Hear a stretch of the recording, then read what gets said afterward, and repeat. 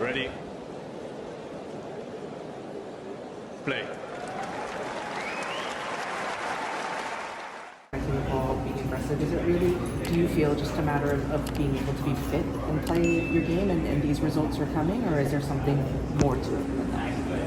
Yeah, I mean, I think I've definitely improved in some different physical areas, and I think putting together some of those physical improvements and allowing myself to do some things technically more sound, I think has been really helpful. So the physical work that I put into my my day-to-day is like really important, and I feel like I spend so much more time like in the gym and running than most people. I really work my ass off. Fortunately not that many people get to really see that, but I put a lot of hard work into it, so it's nice that I can kind of now make some technical adjustments with those physical improvements. For Floridian, your player's box is kind of empty.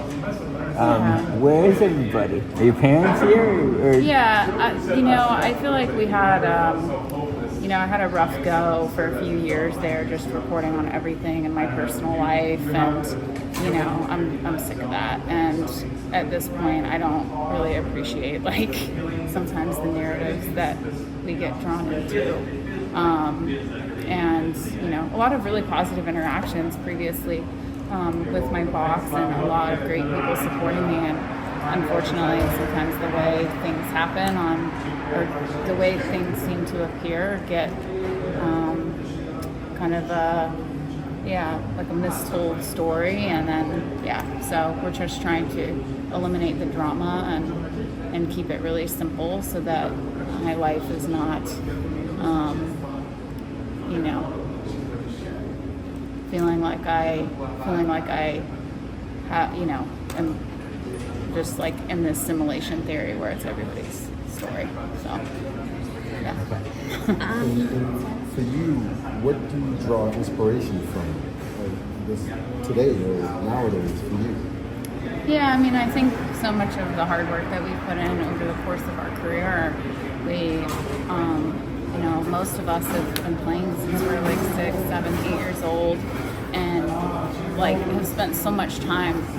This is a full-time job. And even when you're a junior, the way that junior tennis works and how you play 50 tournaments. I had a couple years where I literally played 50 tournaments, and I played over 100 matches those years. And the stress that not only puts on you, but your family and my parents were working double jobs, and I remember feeling so bad if I didn't have a good tournament or if I didn't play well, because I knew how hard my mom was working, and literally working from 6 a.m. to 6 p.m. every day, and just them doing everything for me to be able to have the opportunity to come out here to earn a scholarship, to now play professional tennis. And so I think that's where a lot of my motivation comes from. My parents did everything for me as a kid to get me in an environment that was really positive and motivating, and in an environment too where you can succeed, but where you can also learn to accept failure. And I think the tennis teaches you so many incredible lessons. So without that experience, and without my parents, giving me or allowing me and driving me all over the state to play these silly junior tournaments, I mean, I have to give them so much credit, because I'm talking about having kids here shortly, and I don't know if we're going to be going to 50 tournaments a year. I don't know, and I'm in a lot different situation too financially, and I just so I think about those times a lot, and I think about it a lot with my dad. 85 years old now, he had me a lot later in life, and my dad used to get up with me at 5 in the morning, and we would go and practice. Who does that? It's pretty amazing, especially at that age. He could be doing other things and resting, but he wanted to be out there and help me and let me live out my dream. Is that what you're thinking of when you're playing this tournament? Well, I'm playing really well right now, so I'm pretty locked in and focused. But whenever I have a bad day, I'm this isn't a bad day. It's not that bad, Do you think because, you've said this is your last season, do you think now you're a quarterfinalist at Miami Open, do you think that's what's letting you play freely and sort of, there's an end in sight?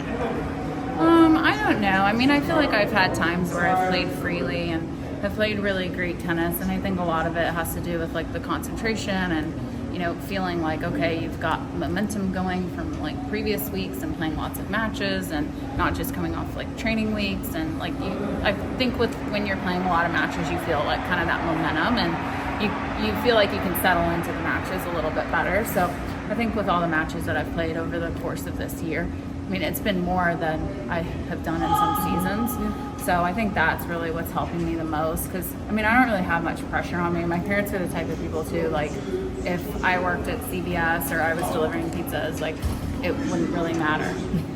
They would still be just as proud and would be supportive. I don't feel like I have to be like this like professional tennis player or like doing this if I don't want to, and I feel like maybe in a lot of ways that's helped me, but maybe in some ways if I had somebody that's like, you must play tennis, maybe it would I don't know, maybe it light a fire under my ass. I don't know.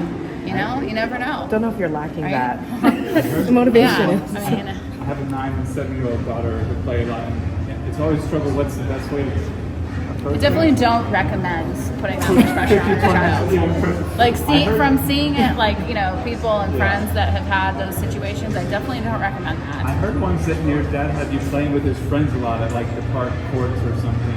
Yeah. Is that can you speak a little bit more about that and how that was different or how that might have helped you develop as a player? My dad, I mean, I grew up like my mom was a preschool teacher. My dad had a small landscaping business. Definitely lower middle class, and so that's not like a prodigy professional tennis budget. Like this sport is very expensive, and so they did everything they could and took me wherever they needed to, and I had a lot of free coaching and people that helped me. But sometimes there were times that I needed to play more, and so my dad played in some of the city leagues and knew a lot of city league players, so I played against a lot of 4.0 and 4.5, 5.0 men's players. Probably like 9 years old. Yeah, and it's amazing like how many grown adults like signed up to play against such a like feisty like small child who's like destroy the 9-year-old getting upset. Yeah, so it's a very unorthodox way. And I also, my dad also had me playing with like a wooden racket for about a year at one point. I think that was probably like age 9 to 10 as well. I was playing with a Niesel. I don't know if you guys are familiar with this racket.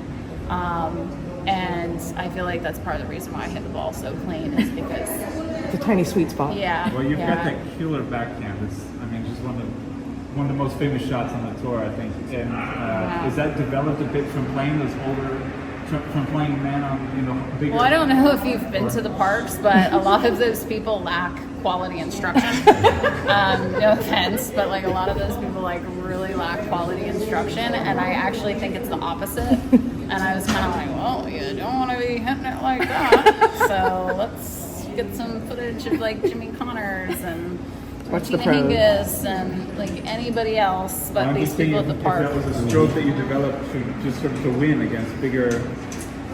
Yeah, I mean, a lot of times I would have to try to overpower, the people that I was playing against because, I was a lot smaller and that was hard to do, so it was challenging. I think it definitely helped me. I don't think that tennis needs to be a country club sport, and I don't think that, even if I have kids and they want to play tennis, they're not getting lessons like every few days. They're not, because that's not how you get better. You don't get better just through instruction. I'm sorry to like all the teaching pros that charging an arm and a leg, but you get better by learning, by experiencing, by playing with other people as well. I feel like a lot of the kids, they go out and there's a lot of feeding involved and a lot of technique, and really tennis isn't about all of that. It's about trying to figure out how to win, be scrappy, be creative, and I think you get that through experience. So I do think my dad did a lot of great stuff. This has one more. There's another UVA NCAA champion. who's doing pretty well Yeah. these days. Do you have a connection with her, a relationship with her? What do you? Yeah. What's your? Yeah, so I mean, Your bond with Emma, Emma. I've known Emma for a few years now. We played, there was an exhibition event during COVID in Charleston. It was aside from like the Charleston tournament that we normally have because of COVID. And Emma was in the event. We got to play doubles together, like an exhibition doubles, before she went to UVA and got to know her a little bit through that event. And then obviously followed all of her success at UVA, and it was really fun to watch. And now super exciting that she's on tour and doing so well. I've spent a bit of time with her too as a professional. We played doubles at the French Open last year. Hopefully get out there again and play some more doubles. But she's one of my buddies on tour that I talk to a lot, and passing and in the gym and in the locker room, and always striking up good conversation with her family and her coaches, and trying to support Emma as much as possible. Not that she really needs it, because she's like really killing it and doing really well.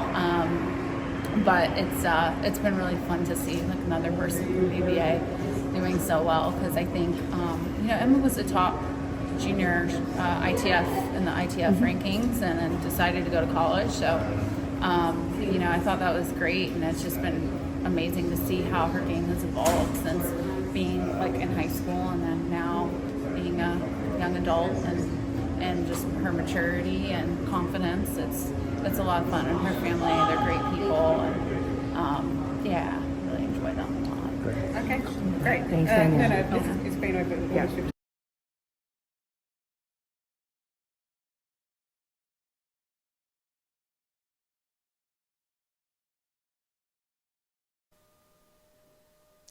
If you enjoyed this video, make sure you hit that like button.